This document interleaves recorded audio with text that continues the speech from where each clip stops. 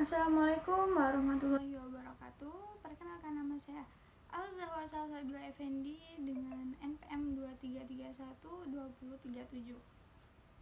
Saya dari Prodi Informatika kelas IF 23F Universitas Teknokrat Indonesia.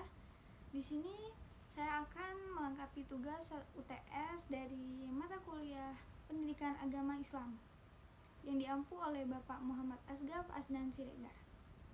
Di sini juga saya akan menjelaskan materi tentang larangan berburuk sangka.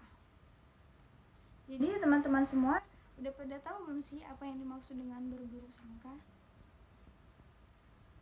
Jika banyak yang belum mengetahui apa sih yang dimaksud dengan berburuk sangka, mari simak video berikut ya teman-teman.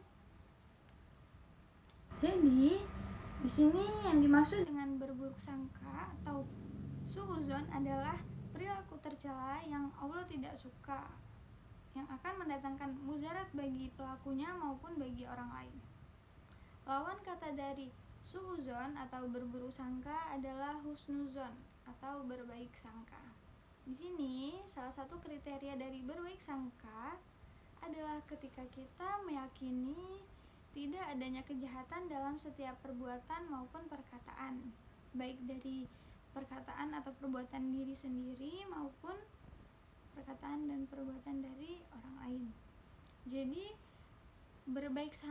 berburuk sangka itu tidak boleh, mau dilakukan baik dengan siapapun itu tidak boleh. Sini berburuk sangka juga tidak hanya dilakukan melalui lisan, akan tetapi berburuk sangka juga dapat dilakukan seseorang melalui hati atau di dalam hati seseorang. Buruk sangka di dalam hati merupakan tindakan yang dilarang, sebagaimana buruk sangka secara lisan. Buruk sangka di sini bermakna keyakinan seseorang di dalam hati bukan hanya sekedar dugaan atau keraguan semata. Jadi baik melakukan berburuk sangka melalui lisan maupun di dalam hati itu dilarang oleh Allah, karena dia dapat mendatangkan sebuah dosa, baik dosa bagi pembawanya maupun bagi orang lain, dan dapat merugikan pihak-pihak yang dirugikan. Next, selanjutnya yaitu tentang keterangan yang dapat ditemukan pada kitab Ihya Ulumuddin karya Imam Al-Ghazali yang berbunyi sebagai berikut. Ketahuilah, berburuk sangka diharamkan sebagaimana berburuk sangka perkataannya, sebagaimana diharamkan menceritakan keburukan orang lain dengan lisanmu. Kamu juga tidak boleh menceritakan dirimu dan berburuk sangka kepada saudaramu. Yang saya maksud tidak lain adalah keyakinan dan kemantapan hati atas keburukan orang lain. Jadi teman-teman, berburuk sangka itu tidak hanya dilakukan kepada orang lain, kepada teman-teman kita, kepada guru-guru, dosen-dosen atau yang lain. Itu tidak boleh.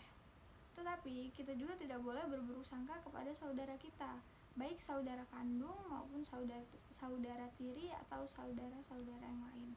Itu tidak boleh. Apapun bentuknya itu tidak boleh. Selanjutnya, Islam secara tegas menganjurkan umat muslim untuk menghindari berburuk sangka. Buruk sangka merupakan perbuatan dosa sebagaimana Allah telah menerangkannya di dalam Al-Quran Surah Al-Hujurat ayat 12 yang berbunyi, Allah Subhanahu wa ta'ala berfirman, wahai orang-orang yang beriman, jauhilah banyak prasangka, karena sebagian prasangka mengandung dosa.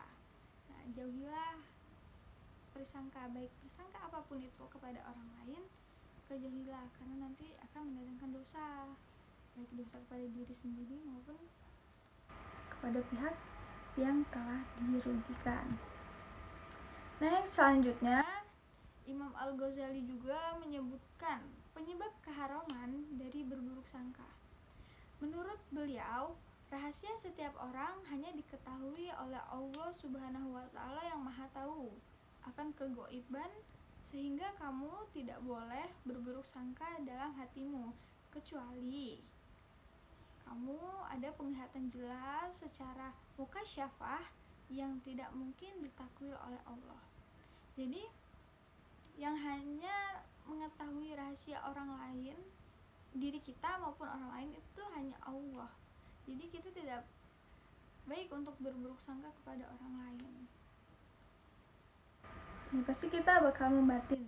Nah, membatin itu sebenarnya juga tidak boleh. Next ya, selanjutnya, buruk sangka yang dibisikkan setan juga berpotensi merusak hubungan sosial bermasyarakat atau lingkungan kita setempat, sebagaimana diterangkan di dalam surah Al-Hujurat ayat 6 yang berbunyi, "Hai orang-orang yang beriman, jika datang kepadamu orang fasik membawa suatu berita, maka periksalah dengan teliti agar kamu tidak menimpakan suatu musibah kepada suatu kaum tanpa mengetahui keadaannya." Jadi, jika ada seseorang yang datang memberikan kita sebuah berita nih, kita harus menteliti, mentelaah apakah ini benar yang dikatakan dia atau tidak, agar orang-orang, pihak-pihak yang terlibat di dalamnya itu tidak merasa dirugikan jika suatu berita itu salah.